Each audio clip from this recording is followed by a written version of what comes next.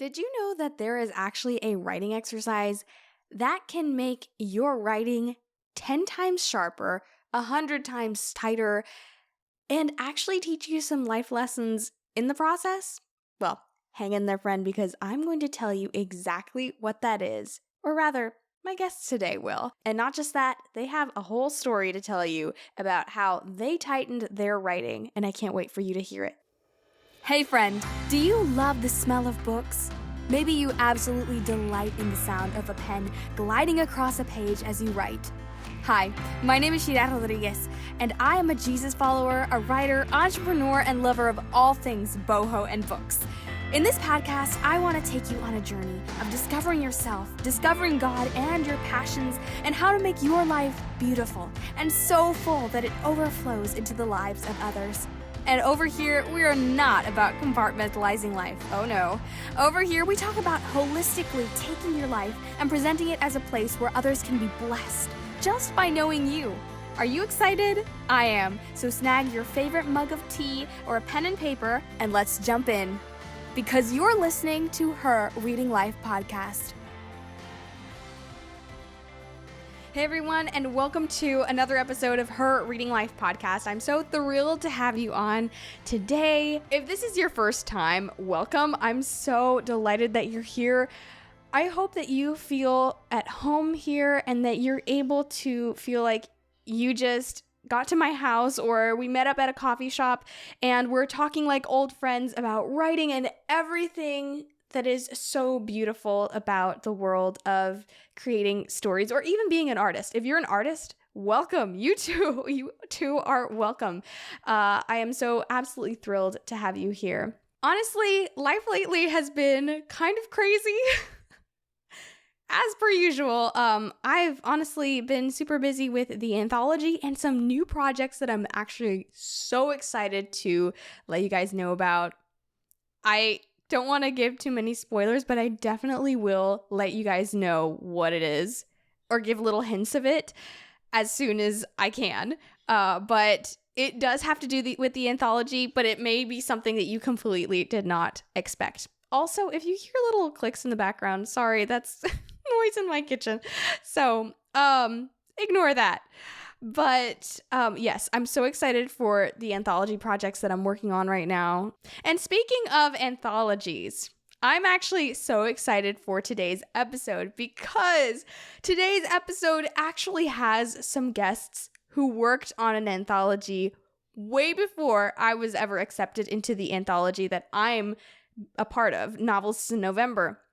And it was so incredible to hear their amazing stories, their amazing thoughts on writing short stories and really being able to collaborate. So I was able to learn so much from this. Now, I recorded this a while back, several months ago, and it has been so amazing to be able to listen to this episode again and just glean so many insights from them. And I truly believe that if you have wanted to sharpen your writing craft, I genuinely believe that this episode will give you the keys to sharpen your writing style like never before by doing this one exercise that you're going to hear the girls recommend. So I am so excited for you to be able to listen to this episode. But before that, I also wanted to experiment with something new.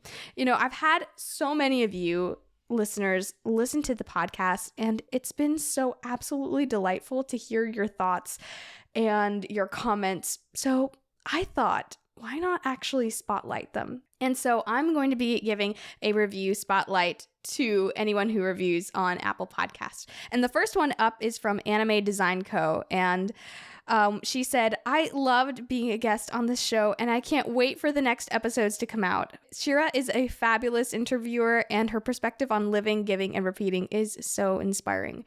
Thank you so much, Anna. You were an amazing guest to have. Anna was actually one of my very first guests that ever came on the podcast. And this was when I was still recording in my mom's closet with a phone, which is crazy. It's just crazy how this podcast has grown and the community that it's had.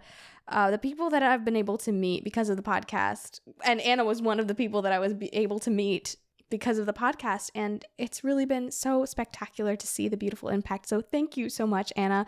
You are very, very loved and so appreciated. But as I was saying before, on the thing of anthologies, it was so amazing to be able to hear these ladies' amazing thoughts on writing short stories, and to just be able to hear, as someone now who is part of an anthology, to be able to hear their advice, it was so valuable. And the crazy thing is that I didn't even think of like submitting at that time. I had discarded that idea completely. I had gotten an opportunity to submit to the Novels in November, like from January. I think the submissions were open from like January to April. And I wanted to, but I thought I'm never going to do that. So it was crazy. At this time, I was asking them all these questions because at the time I wanted to start my own anthology, never dreaming that I would actually be accepted into one. I literally didn't think I could make it, which is crazy. But now being able to listen to that, I think that it is so essential that you listen to this. Truly, if you are a writer, if you are an artist, there are so many amazing insights that I believe are so important for writers, whether you're a novelist, whether you're a short story writer, whether you're a screenwriter. These principles that they gave truly apply to absolutely anyone, because there are so many wonderful life lessons that I was able to learn through this. And so before we jump into this, I want to introduce you to the amazing writers who I invited, the amazing authors that I was able to bring onto the podcast. And first up is Abby Lynn Voss. Just graduating high school, Abby Lynn Voss writes authentic YA novels for young adults seeking safe stories to hold them as they navigate growing up. An old soul who spent years with award-winning authors, she embraces her youth by crafting fiction that conveys the emotional vulnerability and genuine perspective being a teen brings. When she isn't rewatching her favorite sitcoms or listening to The Beach Boys and Broadway musicals, which I also love, she's dreaming about opening a Parisian coffee shop where every table has a bouquet of sunflowers and a mug of hot chocolate. She is absolutely sweet and so amazing. You will love her. She's also an Aurora Award winner, and I'm so excited for you to be able to hear all about her writing process and her insights in story. Next up, we have Hope Jian, and Hope was born in China and adopted into a multi-ethnic American family with 7 adopted kids, all from tough backgrounds. Having grown up in a diverse family of Hispanic, Black, as well as East and South Asian heritage, Hope enjoys writing YA fantasy that acknowledges diverse human experiences like trauma, chronic illness, and mental health, while also infusing her stories with themes of found family and adoption. When not writing, Hope enjoys bringing characters to life through art, as well as visiting new castles and adding to her list of 8 countries she's explored. Hope also recently won, I think a month or 2 ago, the Realm Award for her novella that was featured in the Voices of the Future anthology. And I am so excited for you to be able to hear her thoughts and her story of how she created it, because it truly is amazing to see where and how these stories started and how far they've come. It's truly inspiring and amazing. And last but not least, we have Olivia G. Booms. Olivia was diagnosed with autism spectrum disorder at age 2, couldn't read until age 10, and now somehow writes young adult fiction. Olivia writes about broken characters that still shine with hope, light, and the touch of the extraordinary. Girls who want to be seen, known, and loved. In her spare time, Olivia can be found chasing down cats that don't belong to her, drinking too much tea, and organizing her bookshelves by color. She is amazing and so sweet, and I love her sense of humor. It is so beautiful and funny and sweet, and I absolutely cannot wait for you to meet these incredible writers. So, without further ado, let's jump into my chat with the lovely writers of the Voices of the Future anthology.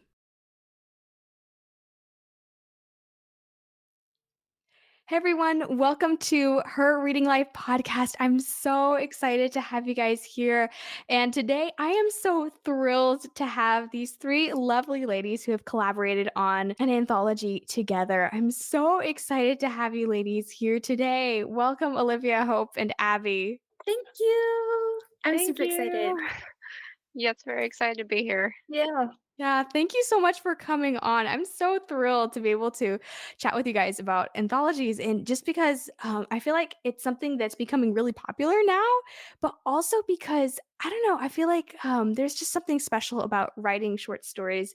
It's a really unique experience. And so I'd actually been super interested in like creating an anthology before and things like that and reading anthologies. And then I remember seeing your launch team applications pop up, and I was so excited to join, specifically because I was like, "Oh my goodness, I'd love to be part of that." And so it was so exciting to be able to be a part of that and see how you guys have grown so much.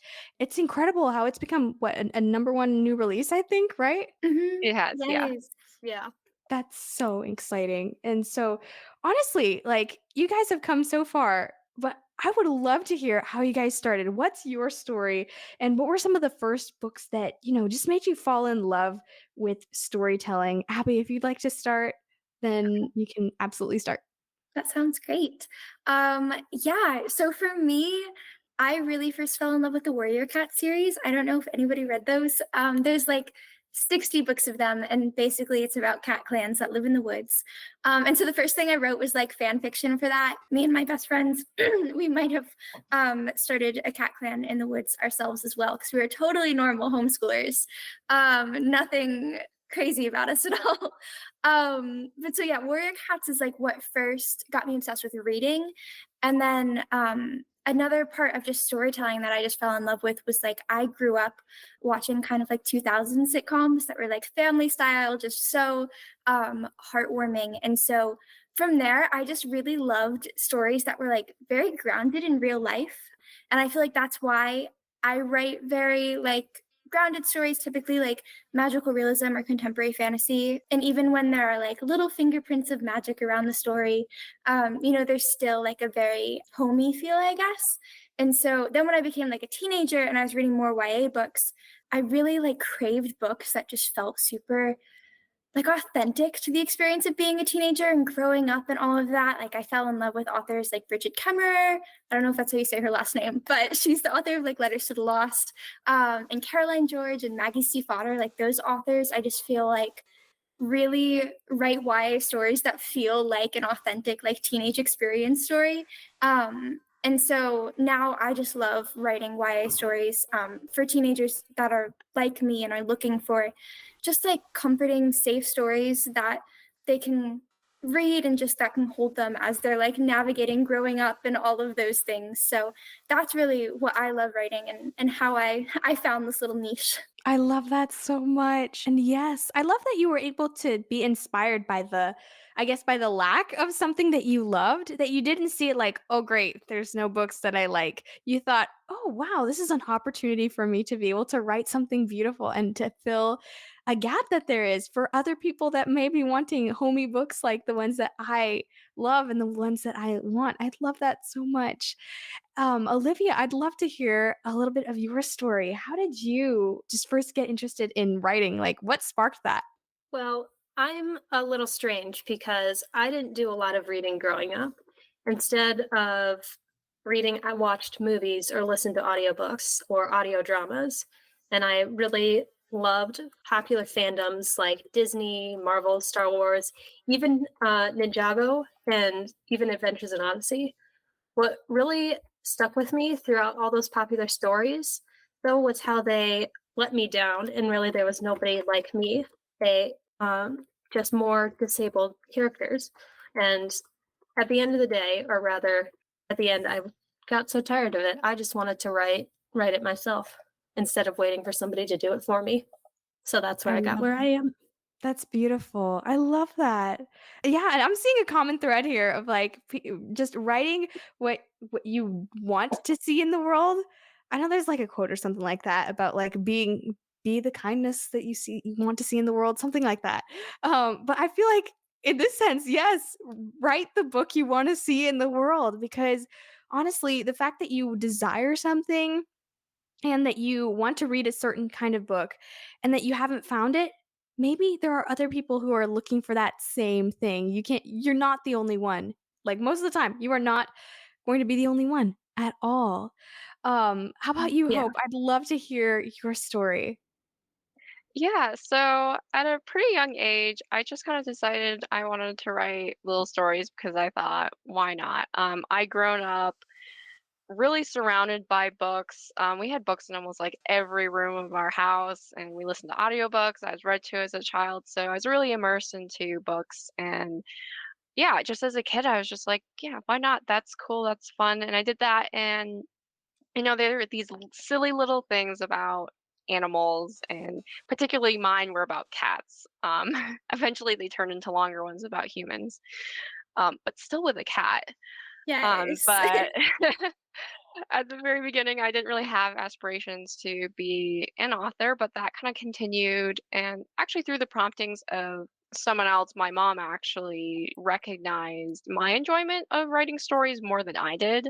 So then I started pursuing it more. And I guess I feel like I can't say like Livy and Abby as much that I was like, oh, I was really disappointed and let down by books necessarily. I just really am a creative person. Like I also do art, and I just creating stories and characters is just so enjoyable. So I wanted to keep doing that. I think for books that helped me fall in love with storytelling though were books like Chuck Black's Kingdom series and Knights of Eritrea that were medieval fantasy and action, but had deep, good themes. And I just adored those audiobooks and I re-listened to them over and over. And I think they played a lot in my writing at the very start. Totally. I love that. Yeah, and honestly, I feel like the fact that you write a lot about, like, family and the themes that you write about, I think it just makes it so beautiful because in a way, I haven't seen that many, like, books, especially for our generation, written about themes that cover family. So I guess in a way you are writing you are writing books that that I think we need more of, which I love about all 3 of you. Like, you're trying to create something beautiful and that just inspires people to see just the beauty of life in so many different facets. Like it's the same time we're all telling different stories about life, but it's so many different and beautiful perspectives. And that's the beauty of having so many stories in an anthology like this, that everybody tells a different story and it all kind of works together to create this beautiful work of art all together collaboratively. So I love that so much. And speaking of that, what inspired you guys to create the anthology and collaborate on the anthology? Because I know that most of you are working on, like, having a career as novelists. So, how did short stories come into play? Yeah, so something you should know about the book industry is that it doesn't always go as planned. So originally, we weren't even planning on writing short stories. The plan was for us to write novellas individually, which are around like between 20 to 40K words. And we were all going to write our own individual stories. And the thing is that the market changed to view novellas as more of a novel than a short story. So it's more pressure to succeed and less to see what your writing craft is like. So we all switched to writing short stories because of that. And I think because of that, we made a really good choice in that we grew a lot more in our writing ability, our ability to pull together as writers and really make something special. Yeah, absolutely. And honestly, I think it's so beautiful that you guys were able to, like, shift and know how to, like, shift in a market and be willing to do that because that's hard. It's hard to be able to like have your plan and then realize that you have to kind of stop, drop, and you know go with whatever the market decides and be able to know and how to face that because it is a challenge to have to kind of wrestle with change and gracefully create something beautiful out of it because as an artist that's what you're kind of doing all the time. As a writer you're doing that all the time. um Abby, Hope, could you guys tell me what were some of, like, the projects? Because you guys, I think we spoke earlier, about this. What were some of the projects that you guys were already working on, but when you guys started, like, working on the short stories? Yeah. Do you want to start, Hope, or do you want me to? Either way is good. Okay, well, for me, obviously, like the rest of the girls, we were all working on novellas, and I think at least for me, I'd gotten a developmental edit on my novella, like I was pretty far along. So pivoting was definitely hard, but this whole experience was honestly just for practice. Like the publishing novellas or publishing a short story, it was all supposed to be for just getting the experience. And so honestly, I feel like we got a better publishing experience having to pivot because you have to pivot so much. I remember CJ Redwine talking once at a conference. She's a YA fantasy author, New York Times bestselling author. She was just talking, her whole session was just on pivoting and how you have to do that all the time. And I remember Kara, who's one of the directors of the conservatory, she messaged all of us students and was like, see, it's not just you guys that have to pivot. Like everybody has had to pivot in the course of their career. And so, yeah, like Livy said, I'm so grateful that we switched to working together on a short story, because also when you're working in community, it's just so much easier and just so much more fun. So, yeah. Yeah, I love I that. like agree and like love all of what Abby said. And yeah, I really like the perspective of like we got like a great experience with doing the pivot because I hadn't thought about that. But yeah, so for me, pretty much the same thing with Abby. I was also working on a novella and I had also gotten an edit letter. Um, but my novella had been a challenge, so it was actually pretty good news for me personally when I heard that we were going to do a short story instead because my novella was too large and wasn't small enough to be a novella. So that was just not going to work out. So I was like, okay, short stories. Obviously, like short stories aren't as glamorous as you would think as novellas, but just like Abby said, it ended up being, I think, a really good decision. And yeah, it just turned out really well that way. Absolutely. Yeah. And I think it's so beautiful that you guys were able to just take that challenge and make something really great out of it. And I think in a way, even though, for Hope, maybe it was like a relief probably. But for those of you who were working on a novella and you had to drop it, I'm sure it must have been like super uncomfortable at the time. But now looking back, I guess you guys would say that it worked for the best in a weird Yes, way. Yes, very much so. 100%. Yeah. Yeah, that's so amazing. And I love how you guys were able to really like be able to pivot and be able to learn that even though it was uncomfortable at the time, and it's so essential to be able to do that as an artist and be able to, okay, this plan's changed, that's okay, we're gonna keep going ahead, we keep going with our dreams, but we just do it differently. And it just exercises, I think, our creativity in a new way that I think we don't really appreciate as often. Just being able to gracefully not just react, but actually create with change. I don't know about you, but in my experience, book shopping can be both exhilarating and exhausting. Exhilarating because new books, need I say more?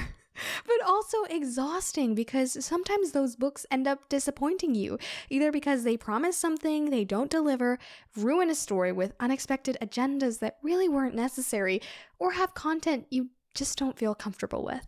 And I know I'm not the only one who's had to DNF a book because of one of the previous reasons. But what if I told you I could save you a lot of that disappointment? Well, I've got some exciting news for you. I've teamed up with bookshop.org to bring you my very own bookshop.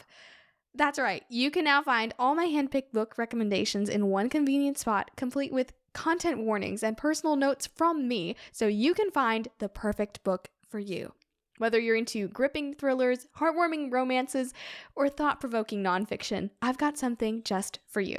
So head over to the link in the show notes below or go to bookshop.org/shop/Her Reading Life Podcast. That's bookshop.org/shop/Her Reading Life Podcast and discover a world of books that I absolutely love and know you will too. Supporting my shop not only gets you amazing books, but it also supports local independent bookstores. So it's a win-win. Don't miss out. Check out my recommended reads today and let's embark on some incredible literary adventures together. Hey there, lovely listeners. I have the most fantastic opportunity to share with you today. How would you like to join the street team for Novelists in November short story collection featuring my very own short story, which you'll be the first to discover the title and story blurb if you join?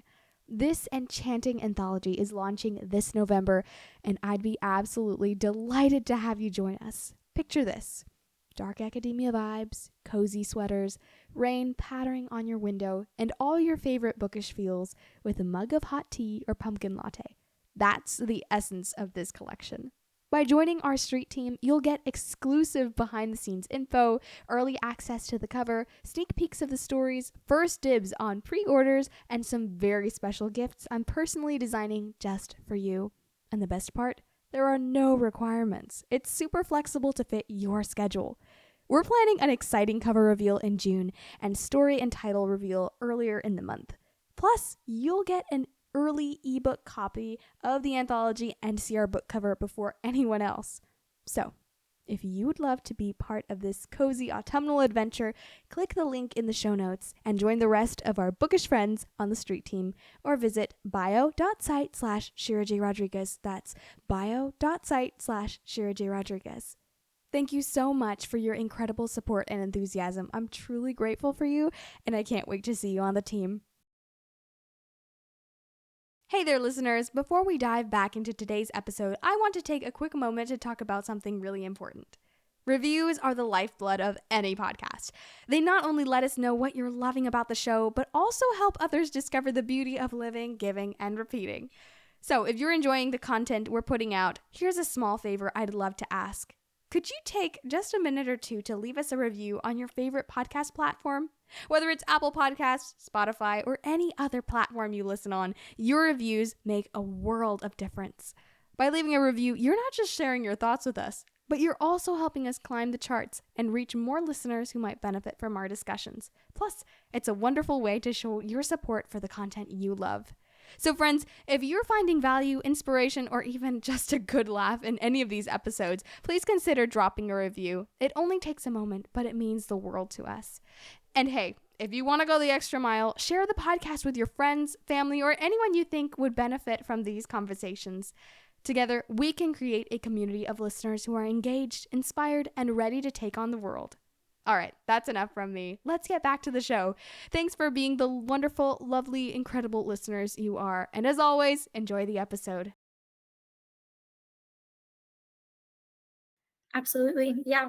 And definitely with stories, as with novels, there's always plenty of space for challenges. Only I feel like it kind of feels like a tiny house versus a mansion kind of situation where you have to decorate both, right? But in a tiny house, you have to think about every little detail and how it's not only going to be decorative, but also functional. And sometimes you have to think about them even more carefully than if you were to decorate a mansion.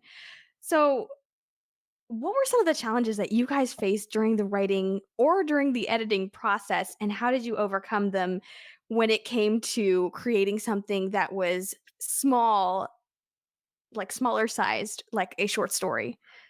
Yeah, so I'd say for the writing process, in some ways it went pretty smoothly, and then in some ways not, but like for the most part, I think it went pretty well. I think editing was definitely tougher since writing a short story was already a learning process. I was also still learning how to discern what pieces were needed and what weren't, specifically in character arcs, which is one of my major weaknesses.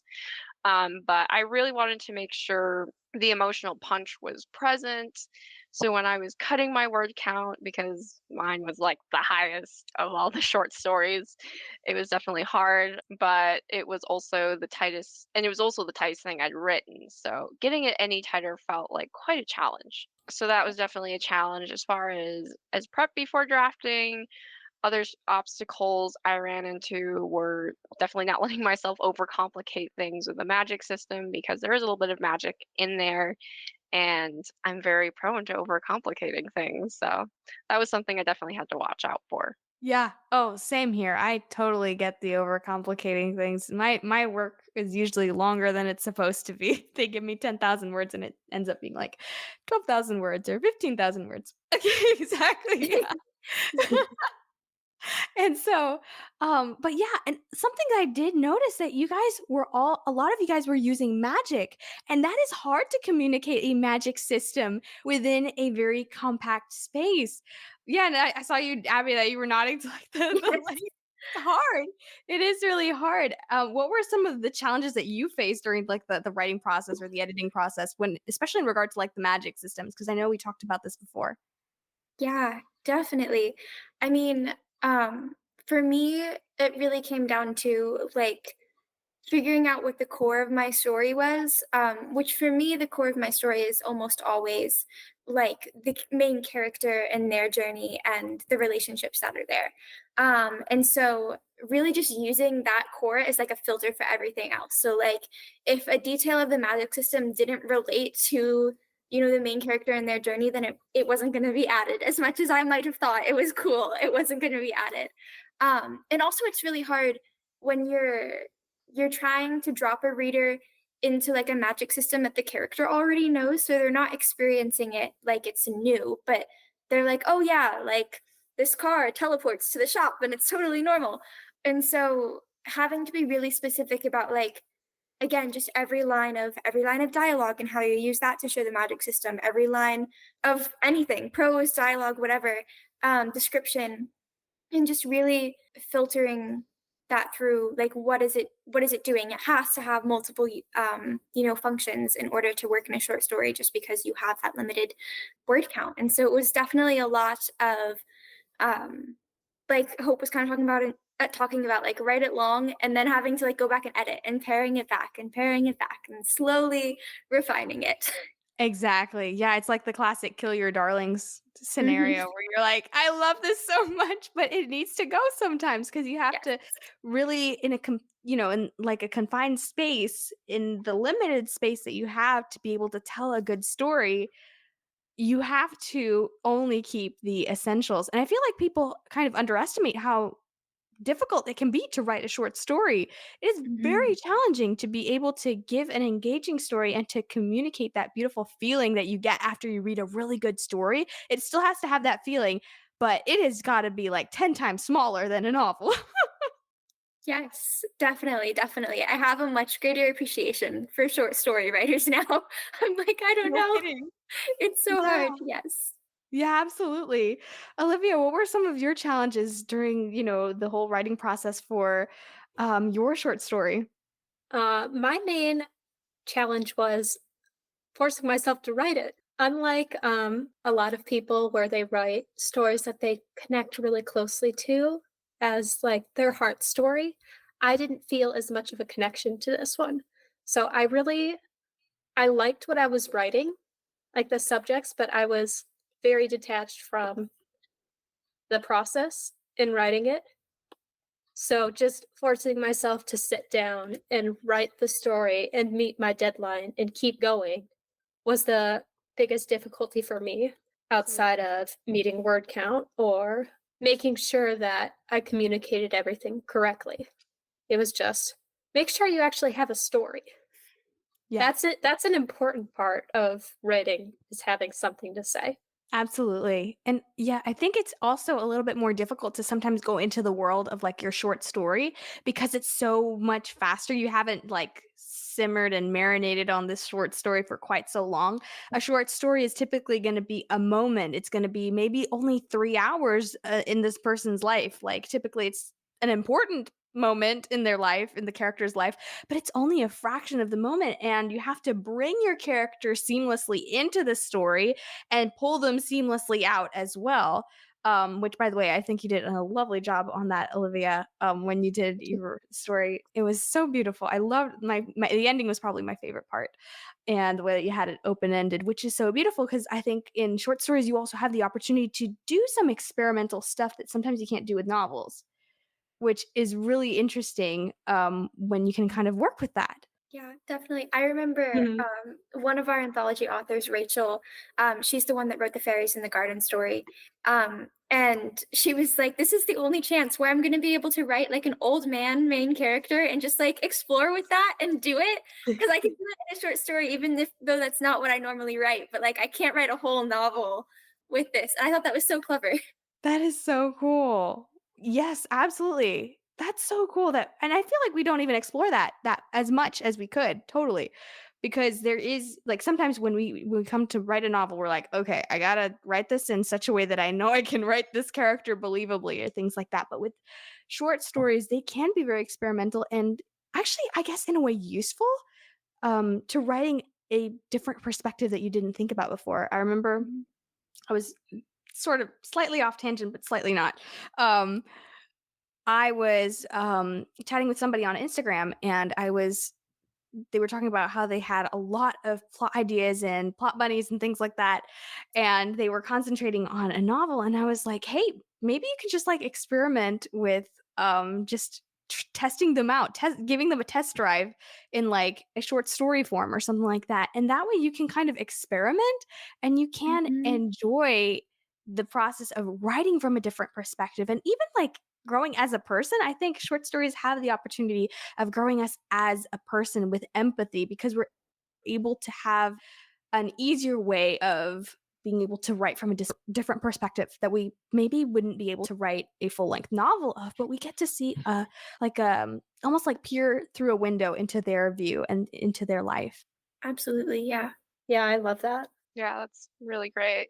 I know, yeah, it's so exciting, and that's what I love about the fact that you guys were able to write these short stories and put them all together, and so many different writers writing about different things, but all tied together with the theme of family and creating beauty in this dynamic of family, which I think is such an important theme that we just don't talk about as much, especially now where um, a lot of themes in books are about being independent and things like that. And they have a place. They have a place for sure. But I feel like it has created a gap where we don't have stories about what it means like to work with others, to work with family, to find family, even if it isn't your biological family, but like just finding that place where you can call home.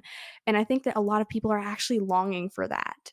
And that's why we come to books over and over again. Like there are people that come back to the same book. I come back to the same Mhm. book sometimes because I'm like, this is my home. Like this is my literary home. I feel like I'm with family when I have this book in my hands or when I'm listening to the audiobook version of it. So yeah, for aspiring short story writers, what practical advice do you have for them in terms of crafting their own stories and creating this feeling of homeness in their own stories? Okay, so I guess I could go. So I think some of my advice for aspiring writers who want to do short stories in an anthology would be to value your short story and this experience. I think maybe some aspiring anthology short story writers will already come in with this mindset, but maybe some will come into it like I did initially. After coming off of the idea that I would be publishing a novella, short stories did not sound at all, glamorous as something to share with the world.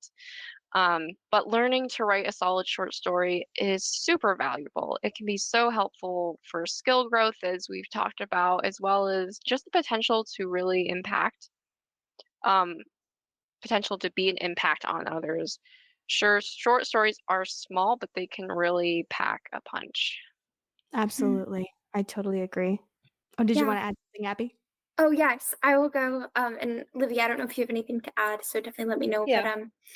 I would say for me, also similar to expectations of like expecting it to be hard too, because I thought short stories would be so easy. I'd written, novella, full length novel. Like I've written bigger projects. Like this is just so simple, and this was the hardest story that I had ever written. And so I think part of that was like I went into drafting and I was just so disappointed and upset when I was like, this is actually really hard and I don't like this. Like, I don't like my writing. I don't like the story anymore. Like, this is just, it kind of, I had a moment where I was like, I don't want to publish this. What am I even doing here? Um, and one thing that Kara at the conservatory reminded me is like, in a novel, you have, chapters and chapters of space where you can kind of get into the groove of writing. Like you were saying, for a short story, you're just in a moment. And so you really don't get that lead up time to get used to writing again, fall back into writing prose versus plotting and all of that. And so giving yourself grace when writing a short story, because you don't have it's just so much harder because you're paying attention to every detail and trusting the editing process, because editing made a huge difference. And once I was able to have some time away from the project after my first draft and then go back to it, and also get feedback from like really trusted people that were able to confirm the story for me and be like, no, you're a good writer, it needs work, but like you can actually do this. Then I fell in love with the story again and I wanted to publish it, and I'm so grateful that I did. And it was just such a joy. So yeah. Absolutely. I love that so much. Livy, I'd love to hear your thoughts on this. Yeah, I'll add on to what Abby said in simpler words. Keep it simple. It's a short story and there's only so much space. So, like you said about tiny house versus a mansion, you have to utilize everything to the smallest detail, and you need to think strategically about how to do that. So, really think about what is your goal and make sure that that is the focus of your story. Everything else is an extra. Absolutely. Oh my goodness. It sounds like you guys grew so much from something that most people would think so simple and so easy. They're like, just write a short story. And most people were like, like Hope said, like, it doesn't sound glamorous. It doesn't sound like, oh, wow, I have a best-selling novel or whatever. Or like Abby, it might make you feel frustrated, like where you're like, this is supposed to be easy. It's not. It's supposed to be simple. It's not supposed to be simple. easy. Yes. Exactly. And simple is not the same as easy for sure.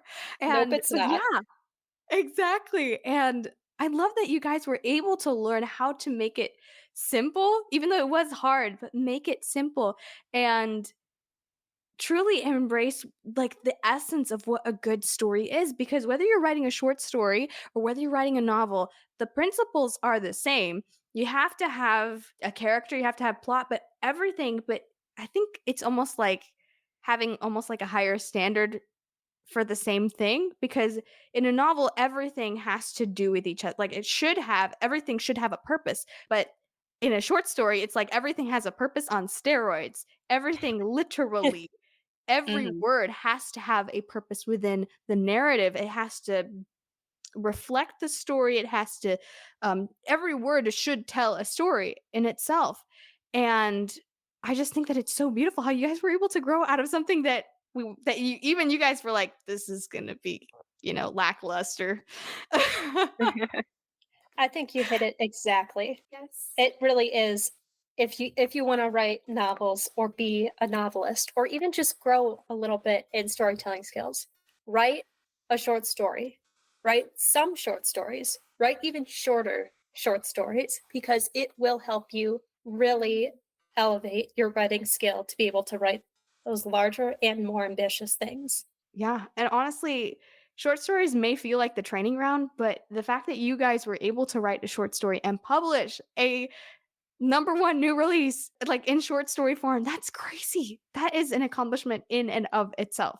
So like I just want to take a moment to just say like congratulations, because you guys did something that was insanely hard and you rocked it. Thank you. Thank you. You're really sweet. Yeah, of course. Honestly, you guys, it's not easy, and you guys did an amazing job at it. Wasn't that incredible? I absolutely loved being able to learn from Olivia, Hope, and Abby, and that they were able to recognize how much you change and how much you grow through challenges. And sometimes, even in life, the things that we think will be so super easy are sometimes the very things that mold us the most, and that change us and that shape us the most. I also loved their advice on short stories and, cutting things out, and how, it's so true. Every word has to carry a meaning, has to carry the story forward. And there are so many things to think about when you're creating a short story that will be able to translate well, and that will be able to communicate the message, the theme well. And I think they did an incredible, wonderful job doing that. And as someone who is now in an anthology and working towards publishing an anthology myself, I get that so much. I understand their struggle. I understand how tough that can be. And I just think that that was an incredible accomplishment. And so, yes, if you are a writer and you want to hone in your skill, go write short stories. Write imitation short stories if you want to kind of start with a little bit of training wheels. But I promise you, writing short stories will make your writing 10 times stronger, 100 times tighter, and truly it will show you that you are capable of so much more than you think. And honestly, there is something really unique and beautiful about short stories. I was reading recently a book on writing, and they were talking about, I think it's called Flash, writing the very short story. I think I have it right in front of me here.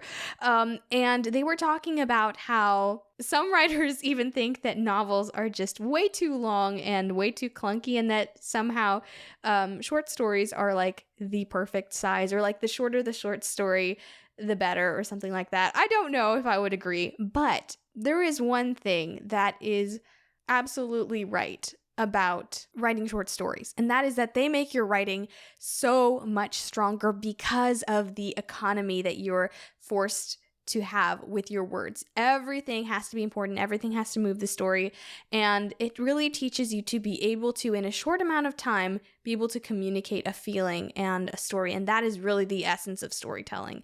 When you can tell a good story like Ernest Hemingway did in like 6 words or 100 words or 1,000 words, where you have a limited amount of time, it really strengthens your storytelling skills to really make the story about the why and make your reader want to know why this happened as opposed to what happens. Sometimes the why is more important. And it really just deepens your understanding of story skills and your writing toolkit.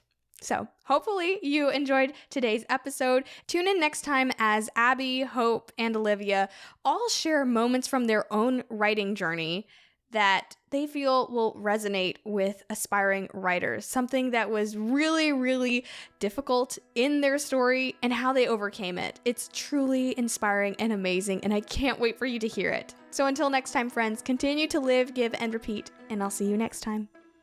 Yay! You did it! I'm giving you a lovely big virtual hug because you just finished another episode of Her Reading Life podcast. If you'd like to access all the wonderful links I mentioned in this episode, visit my website at bio.site/Shira J. Rodriguez. That's bio.site/Shira J. Rodriguez. There you can access my blog posts, resources, and so much more. Also, check out my Instagram page for more inspirational content. And join my email list for insider secrets and exclusive updates on special events. The links are in the description box below. Also, if you could take a minute and leave a review for this podcast, that would be amazing. We're able to reach so many more people because of your reviews and ratings. I can't wait to chat with you next time, friends. Keep living, giving, and repeating.